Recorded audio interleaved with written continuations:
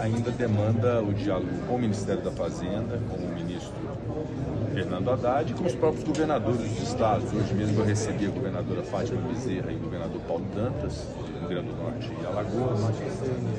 Dias atrás estive com os governadores de São Paulo, Rio Grande do Sul, Minas Gerais, Rio de Janeiro e Goiás. Então, diálogo tanto com os governadores quanto com o governo federal, especialmente através do Ministério da Fazenda, e em breve entregarmos um projeto que estabeleça um programa de pagamento efetivo dessa dívida dos estados. Eu acho que vai ser muito importante para o Brasil, né, a solução desse conflito federativo gravíssimo que nós temos, um indexador muito alto, né, muito expressivo, que dificulta o pagamento dessa dívida. Então vamos dar uma solução sustentável para isso. Eu estou muito confiante na solução desse problema federativo do Brasil. O senhor arrisca uma data para entregar, para fechar o texto? Na semana passada, o ministro Fernando Haddad teve esse compromisso do G20 e essa semana nós estamos mais dedicados à questão dos projetos de regulamentação da reforma tributária. Temos essa sessão do Congresso Nacional também. Então já temos muitos temas essa semana já objeto de dedicação.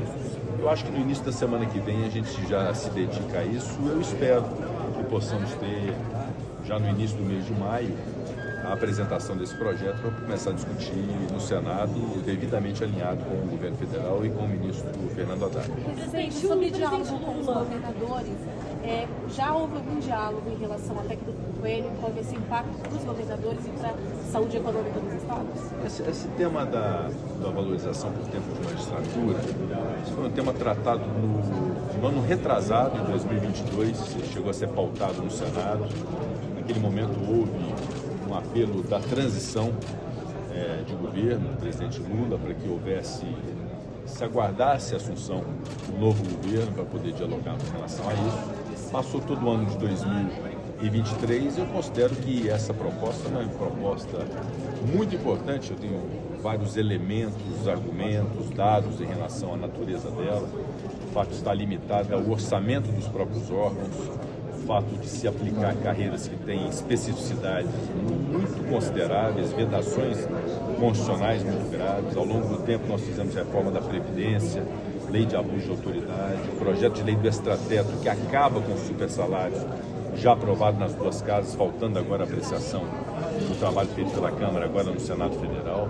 Então, o que nós precisamos é dar condições para a magistratura e para o Ministério Público de ter uma estruturação de carreira.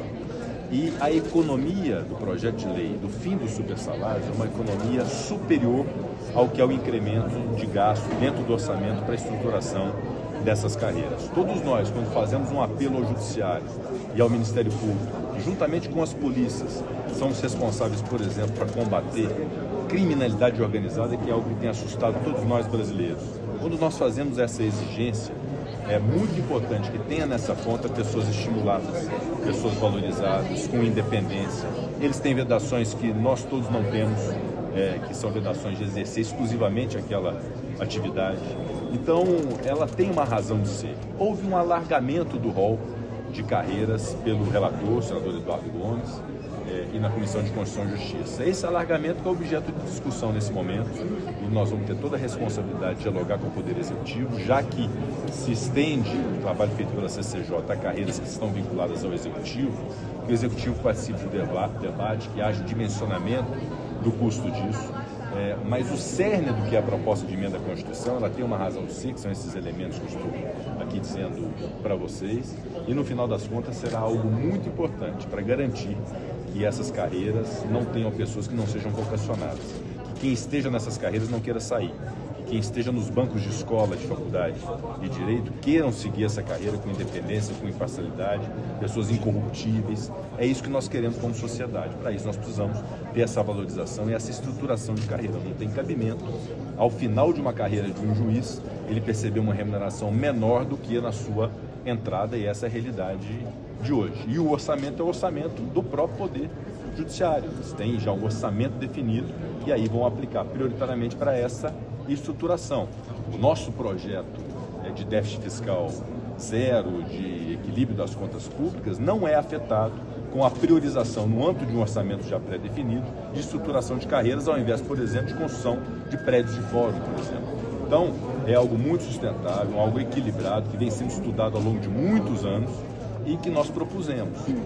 E agora, o alargamento, evidentemente, merece novos estudos, merece envolver o Poder Executivo, que agora está envolvido, para a gente poder ter a melhor decisão possível. Mas presidente, os super salários que faria essa economia, ele está parado. Existe uma previsão de quando ele vai para frente, quando vai chegar aqui no Há um compromisso meu como presidente do Senado e do Congresso Nacional, a estruturação das carreiras do Judiciário e do Ministério Público, com a valorização por tempo de magistratura em função da dedicação exclusivíssima que eles têm, só será promulgada na eventualidade de apreciação e aprovação pelo Senado e Câmara se houver aprovação do projeto de lei que define as verbas indenizatórias e que acaba com os super salários no Brasil.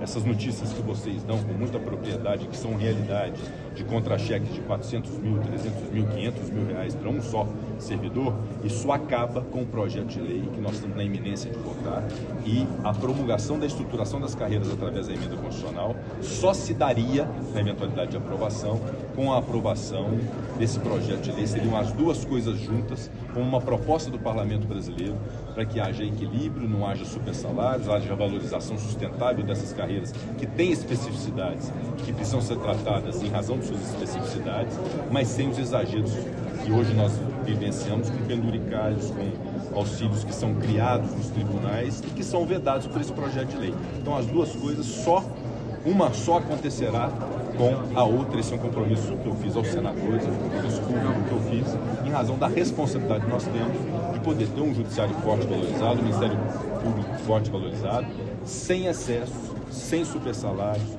sem privilégio, mas com estruturação de carreira que faça ser carreiras minimamente atrativas. É um compromisso que o senhor vai levar para o presidente Lula também, presidente? Presidente, enquanto o presidente Lula está confirmado? Olha, na sexta-feira houve um contato no Palácio do Planalto. Eu, infelizmente, eu tive um pequeno problema de uma iminência de gripe ali, de uma reação à vacina que eu tomei de dengue. Uma reação leve, viu? Você pode tomar a vacina, que a vacina faz bem, deve tomar. Eu tive uma pequena reação e acabei não conseguindo atender o nosso encontro na sexta-feira à noite. E ficamos de nos falar ao longo dessa semana, mas ainda não há uma data definida. Mas o diálogo com o Palácio do Planalto, ele continua pleno, com os líderes do governo, o líder Jacques Wagner, o líder Randolfo Rodrigues, no Senado e no Congresso Nacional, com o ministro Alexandre Padilha, que é o responsável pela articulação institucional, com o ministro da Fazenda, Fernando Haddad. O nosso diálogo é sempre muito produtivo, muito aberto, e não há nenhum tipo, nem mínima, de crise entre o Senado Federal e o governo federal. Como está a negociação em relação aos vetos, presidente? Os textos parecem que estão sendo finalizados pelo ministro Fernando Haddad. Eu acho que seria razoável que nós o apreciássemos, né, juntamente, especialmente com o relator, o senador Eduardo Braga, juntamente com o ministro Fernando Haddad, para que então se dê início à casa iniciadora, que é a Câmara dos Deputados, é um projeto de autoria do Executivo, portanto, se impõe começar na Câmara dos Deputados.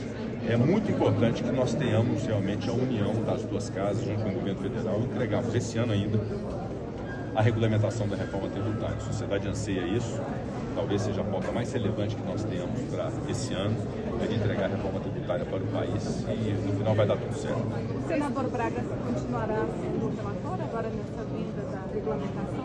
Eu acho que é uma coisa natural. Ele compreendeu bem, se dedicou meses para cuidar da proposta de emenda à Constituição, que se transformou na emenda constitucional.